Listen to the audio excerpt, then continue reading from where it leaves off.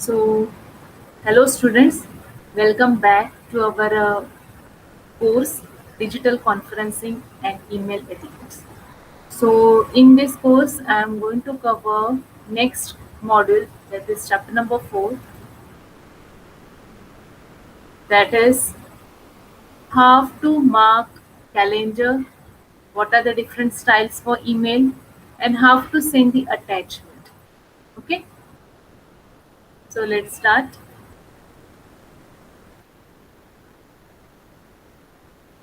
So why the marking or why to make the calendars or how to use the calendar to block any slot.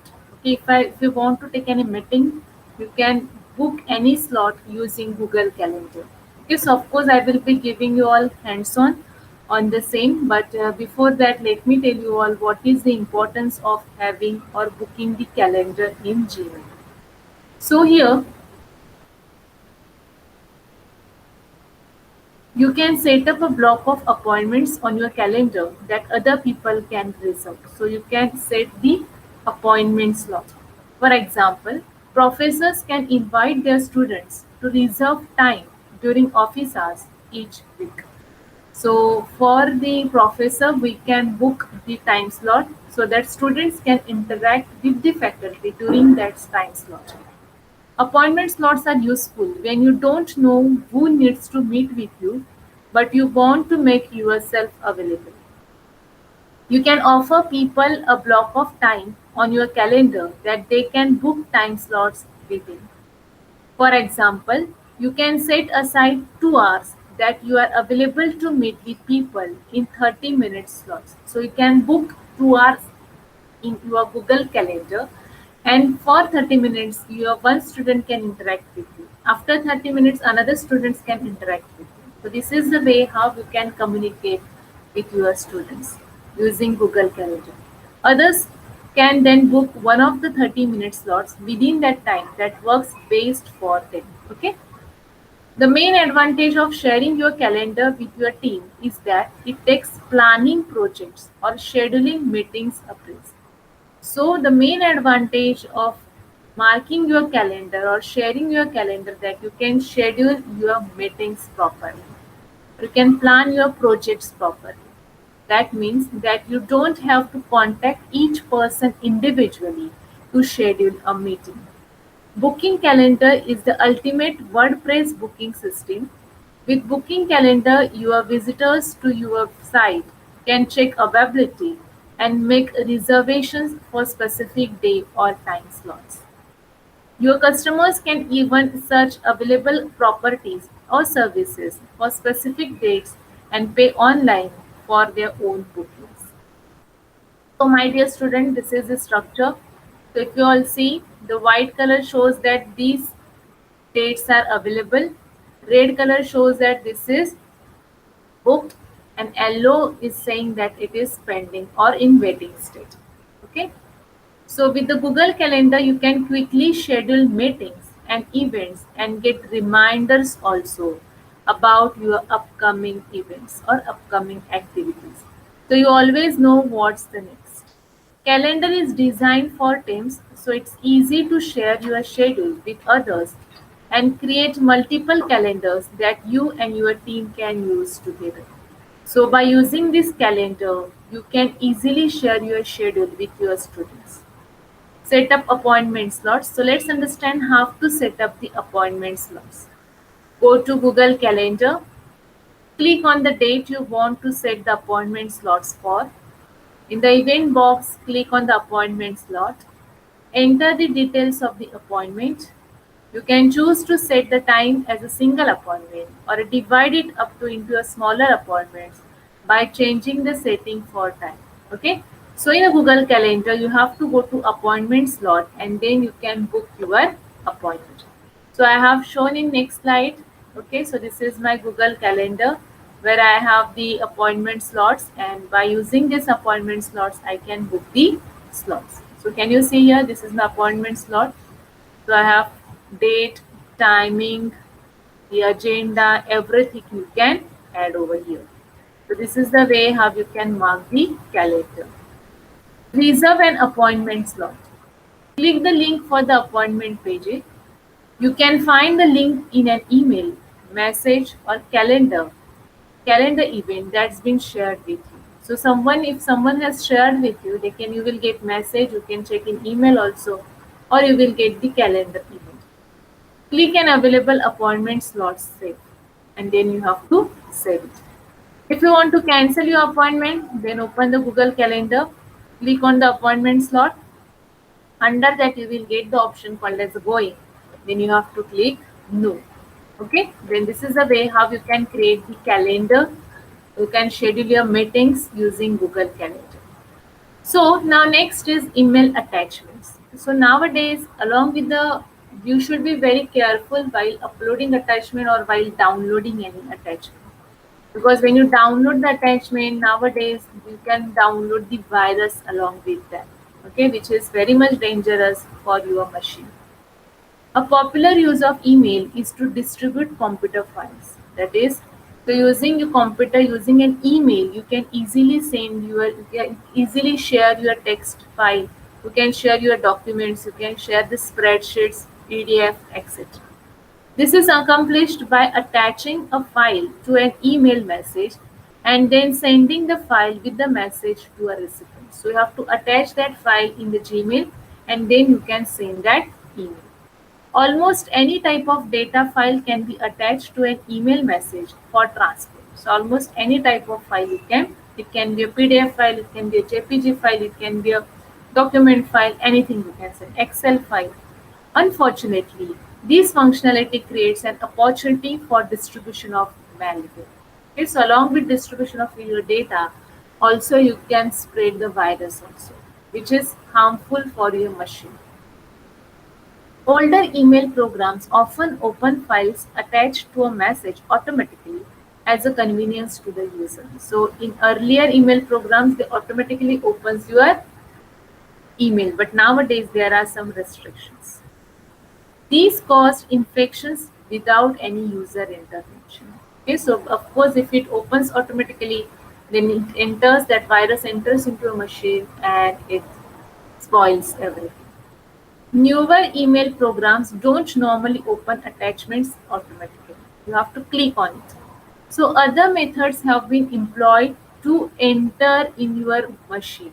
So what are the different methods that hackers have involved or hackers have come up?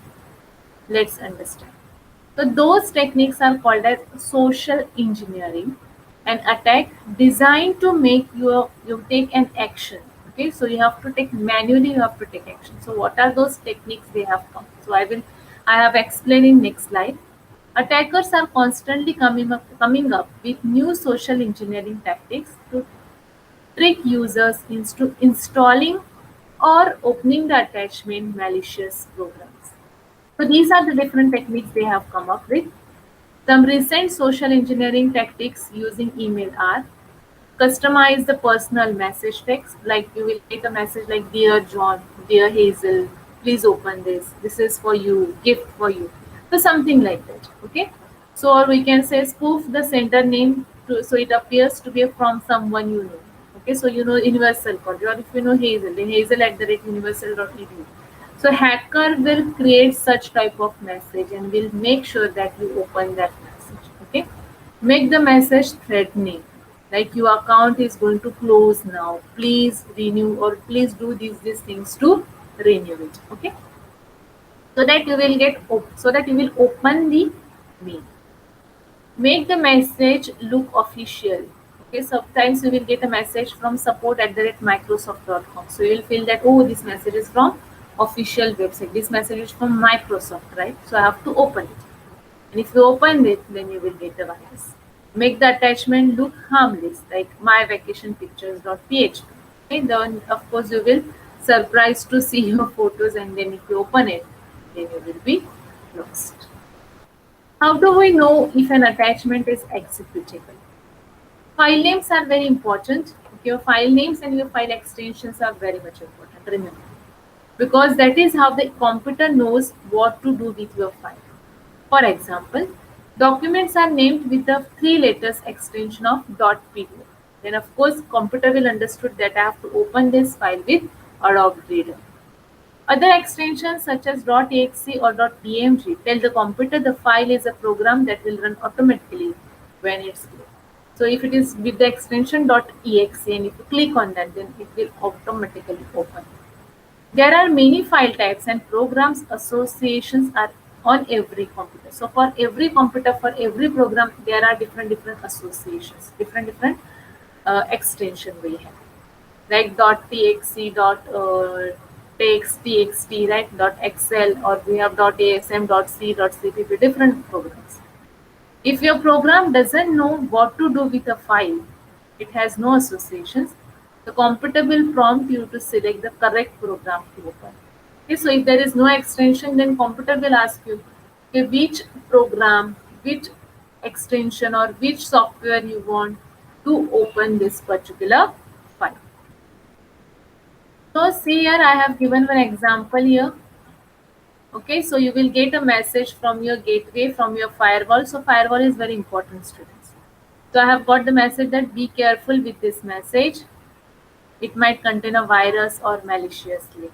Okay, so if you read this, downloading this attachment is disabled because this email has been identified as phishing. So don't open this. So when you get such type of message, please delete this message immediately. Delete forever. Can you all see here? Okay. So computer protections from malicious email. To help secure the university computers, the following protections are being implemented. So let's understand what are all the protections we have. All incoming messages are scanned for unknown malware like virus, worms, trojanas. If malicious code is detected, the entire message is discarded at the campus email gateway. In addition, if a file attachment is encrypted or if it is password protected and therefore cannot be examined for malicious code, it will be discarded. So if there is an encrypted message, if there is a password protected message, then it will get discarded. It will get deleted automatically. Any message that is not a known problem but has a dangerous, which has an executable attachment, will have the attachment deleted before the message is delivered. Text will be inserted into the message stating the attachment has been removed. So they will remove the attachment. Your firewall, your gateway is very much important. So if we have proper firewall, so when that malicious mail comes to that firewall will check whether this is a phishing, is there any malicious or is there any message that is related with the virus, then such messages will be deleted and you will get text that the attachment has been removed and this message or this mail is related with the uh, virus. So so you have to be careful not to open unexpected attachments. Verify the legitimacy of the file from the person that sent the file on to you. So check the mail whether that third person has really sent it to you or not. Otherwise, don't open it unnecessarily. Unencrypted, encrypted, and password protected attachments. If a file attachment is encrypted or if it is a password protected and therefore cannot be examined for malicious code, the entire message included the attachment will be delivered. So no warning will be given to the recipient that the file has not been scanned. Examples are encrypted.zip file and a password protected Office productivity files.